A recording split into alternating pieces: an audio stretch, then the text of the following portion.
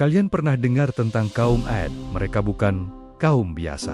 Bayangkan, sebuah peradaban yang begitu maju, mampu membangun kota-kota megah dengan pilar-pilar raksasa yang menjulang tinggi, sesuatu yang belum pernah ada sebelumnya. Fisik mereka luar biasa kuat, postur tubuh mereka tinggi dan perkasa. Mereka adalah penguasa di zaman mereka, hidup dalam kemewahan dan kekayaan yang melimpah ruah, berkat tanah mereka yang subur dan sumber air yang tak pernah kering. Namun, di tengah semua kemegahan itu, ada satu hal yang mereka lupakan. Siapa yang memberikan semua itu kepada mereka? Mereka menyembah berhala, patung-patung buatan tangan mereka sendiri. Kesombongan telah membutakan hati mereka. Mereka merasa begitu kuat, hingga berpikir tidak ada kekuatan lain yang bisa menandingi mereka. Inilah kondisi kaum Ad ketika Allah Subhanahu wa Ta'ala dengan kasih sayangnya mengutus seorang rasul dari kalangan mereka sendiri. Namanya adalah Hud alaihissalam. Nabi Hud alaihissalam adalah seorang pria yang dikenal bijaksana, jujur, dan berakhlak mulia. Beliau tumbuh di tengah-tengah kaum Ad, jadi mereka mengenalnya dengan sangat baik. Allah memberinya tugas yang sangat berat, mengajak kaumnya kembali ke jalan yang lurus, menyembah Allah semata, dan meninggalkan kesyirikan. Dengan penuh kelembutan dan kesabaran, Nabi Hud memulai dakwahnya. Beliau berkata, "Wahai kaumku, sembahlah Allah, tidak ada Tuhan bagimu selain Dia. Selama ini kalian hanyalah mengada-ada." Beliau mengingatkan mereka tentang nikmat-nikmat yang telah Allah berikan. Tanah yang subur, hasil panen yang melimpah, keturunan yang banyak, dan kekuatan fisik yang tak tertandingi. Semua itu bukan datang dari berhala yang bisu, melainkan dari Allah, Maha Pencipta. Nabi Hud juga menasihati mereka tentang kesombongan mereka dalam membangun istana-istana megah yang sebenarnya tidak mereka butuhkan, hanya untuk pamer dan bermegah-megahan.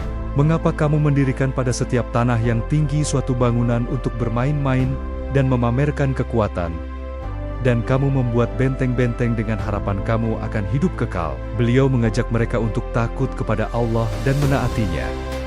Bagaimana tanggapan kaum Ad? Alih-alih merenung, mereka justru menolak dengan keras. Para pemimpin dan pembesar kaum Ad menjadi yang pertama menentang. Mereka menuduh Nabi Hud sebagai orang bodoh dan pendusta. Mereka berkata, "Sesungguhnya kami benar-benar melihat kamu dalam kebodohan, dan sesungguhnya kami menganggapmu termasuk orang-orang yang berdusta."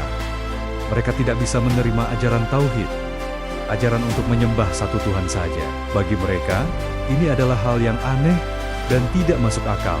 Mereka sudah terbiasa menyembah banyak Tuhan warisan nenek moyang mereka. Mereka menantang Nabi Hud, "Apakah kamu datang kepada kami agar kami hanya menyembah Allah saja dan meninggalkan apa yang biasa disembah oleh bapak-bapak kami?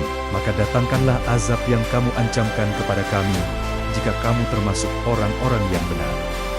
Bayangkan betapa sombongnya mereka. Sudah diingatkan dengan baik-baik, malah menantang datangnya azab. Nabi Hud tidak goyah. Dengan keyakinan penuh, beliau menjawab tantangan mereka. Beliau berkata bahwa beliau hanya seorang pemberi peringatan, dan urusan azab adalah hak mutlak Allah. Beliau berserah diri sepenuhnya kepada Allah, Tuhannya dan Tuhan mereka semua. Nabi Hud berkata, "Sesungguhnya aku bertawakal kepada Allah, Tuhanku dan Tuhanmu. Tidak ada satupun makhluk bergerak, melainkan Dialah yang memegang ubun-ubunnya. Sesungguhnya, Tuhanku di atas jalan yang lurus." Ini adalah pernyataan keyakinan yang luar biasa di hadapan kaum yang begitu kuat dan angkuh. Hari-hari berlalu, dan penolakan kaum Ad semakin menjadi-jadi. Mereka terus hidup dalam kesombongan dan kemaksiatan. Akhirnya, Allah menunjukkan tanda-tanda awal dari azabnya. Musim kemarau panjang melanda negeri mereka. Tanah yang tadinya subur menjadi kering kerontang. Sumur-sumur mengering, dan tanaman serta ternak mulai mati. Kaum Ad mulai kebingungan dan menderita. Melihat penderitaan kaumnya, Nabi Hud sekali lagi menasihati mereka.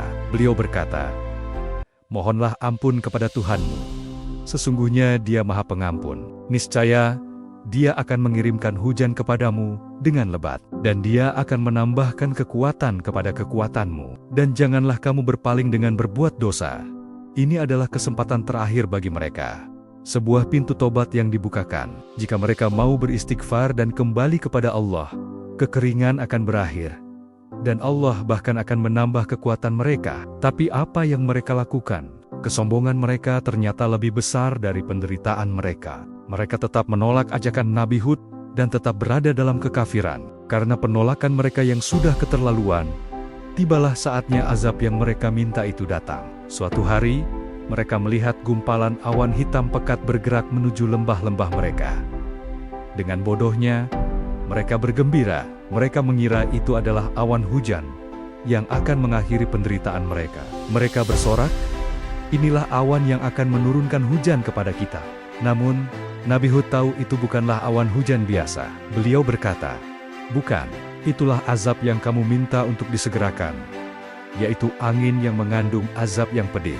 Dan benar saja, awan hitam itu membawa angin yang sangat dahsyat dan dingin menusuk tulang. Allah melepaskan angin topan yang luar biasa kencang selama 7 malam 8 hari tanpa henti.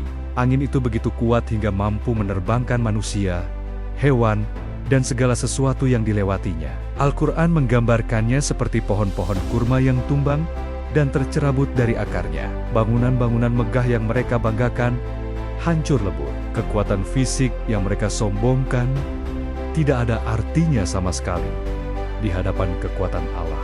Mereka bergelimpangan tak bernyawa, menjadi pelajaran bagi siapapun yang datang setelah mereka. Peradaban yang begitu perkasa itu lenyap dalam sekejap, tak meninggalkan sisa, kecuali puing-puing kehancuran. Lalu, bagaimana dengan nasib Nabi Hud dan para pengikutnya yang beriman? Dengan rahmat Allah, mereka semua diselamatkan.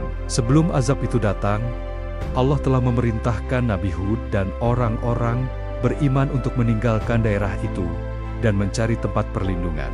Mereka selamat dari amukan angin dahsyat yang membinasakan kaum Ad yang ingkar.